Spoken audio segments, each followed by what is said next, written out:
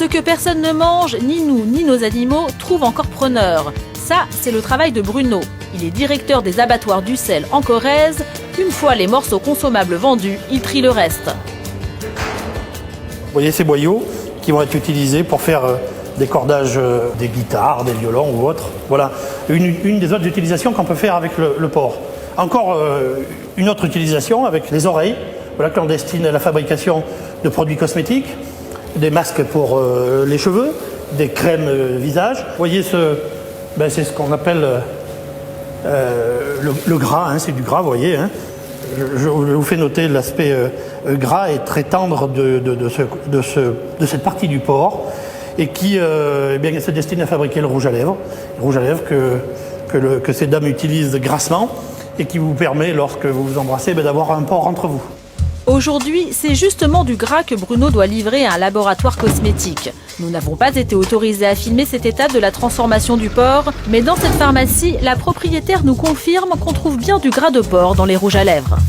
Pratiquement tous les rouges à lèvres sont faits avec de la gélatine porcine. Et dans une pharmacie, du cochon, on n'en trouve pas que dans les cosmétiques. On trouve des médicaments à base de porc, soit le médicament en lui-même, soit l'enveloppe du médicament qui est composée de gélules.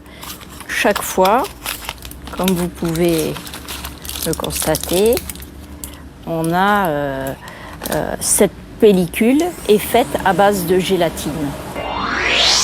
Si vous ne mangez pas de porc pour des raisons religieuses, pas de panique.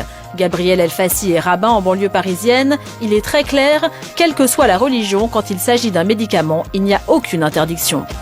Toute religion qui se respecte se doit de soigner ses malades. Donc à partir du moment où il y a, on va dire, un remède qui a été prescrit par son médecin, que cela contienne une matière grasse animale qui est infime, qui est presque, on va dire, inexistante, il n'y a aucun problème, on peut avaler donc ce genre de médicament. Je prends l'exemple de la gélule, bien sûr. Le cochon est donc omniprésent dans notre vie quotidienne. Désormais, vous regarderez vos pilules, vos crèmes hydratantes ou vos rouges à lèvres d'un autre œil.